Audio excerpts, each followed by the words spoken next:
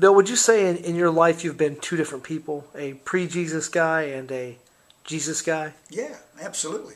Well, you've talked about what you've learned about the leadership practices of Jesus and how that you didn't always know those things. Can you tell me, just sum up, what is it about Jesus that his leadership, what's different about his leadership than what you would call the standard leadership of the world?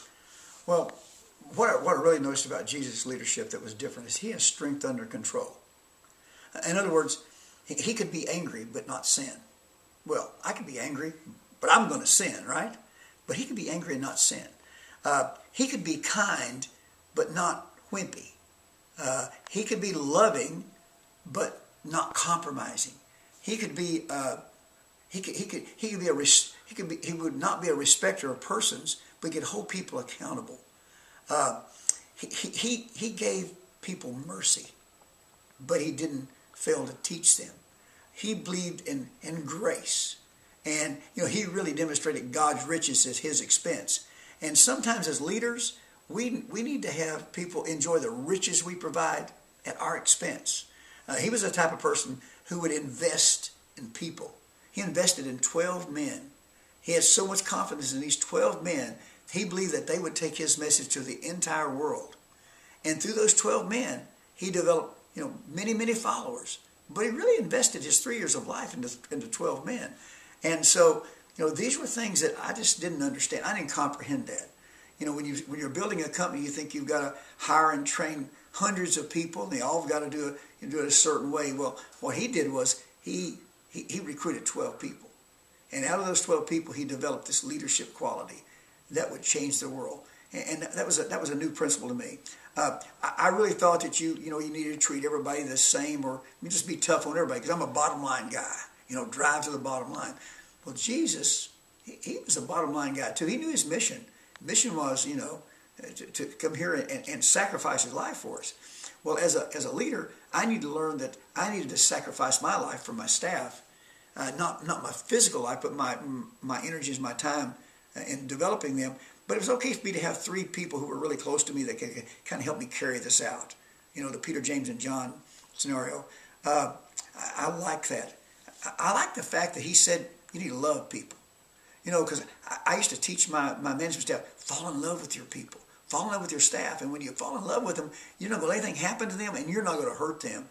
So, these were principles that were just foreign to me, because I grew up, my attitude was just be a driver. Be a driver.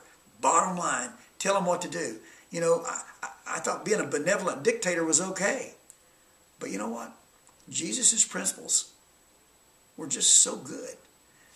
And when I went to those, I wasn't for sure I'd make more money. I'll just be truthful with you. When we made these changes and I started changing the way we even wrote our letters, we made sure. Tell me about some of the specific changes that you made. And this came about because you were with one of your friends? Yeah, I was studying with one of my friends. We studied the Gospels put 100 hours into the book of Mark. Well, I took an overlay of Jesus's principles and put them over mine, and it just didn't match up. Okay, like some of our letters, they were not illegal. They were just kind of edgy, and they might have been on the borderline of misleading people. Well, we changed those letters. The way we talk with people. When someone talked with someone on the telephone, especially if it was about an unpaid account, which a lot of times we were calling people or they were calling us about unpaid accounts. I said, if they raise their voice out of the normal range, we need to have them calm down. We need to have someone else take that call, because we need to treat the people we were working with and they were calling us or we were calling with respect. But this wasn't the way you did it always? No. We believe that volume helped, and the higher the volume, the more power you had. And so and I talk with my staff about becoming an assistant to the customer, assisting them in finding ways to solve their problems. In other words, rather than have an adversarial relationship, we wanted to have a team relationship with the people who really didn't want to talk with us. We tried to find common ground where we could work with them to help them solve the problem. And when we saw that there was no solution for the problem, rather than just keep talking to people and making them feel worse because, one, they can't pay, and two, now you're making them feel horrible, we work with them to say, listen, we understand. You're never going to be able to pay this, and we're not going to bother you about this anymore. So let's just hang up this phone and let's just realize that, hey, this is where we are, and we can't resolve this. Before we probably went extra couple of steps, prod them a little bit more, make them feel a bit more guilty. But that was a horrible thing to do, and these were things that Jesus didn't do. Jesus didn't provoke anger in people. He brought peace to the world. We want to bring peace to our staff, peace to the people we're working with. Now you say that when you begin to identify these practices, these leadership practices of Jesus, and you overlay them on your business, as you said, and you went to make some changes, you weren't sure if it was going to increase your profit, and thought maybe it was going to decrease your profit. But what was actually the case? Oh, the case was we made a lot more money. Our profits increased. I could sleep better at night. I was at peace. I didn't take my anxieties home to my family. Our turnover in our company was reduced.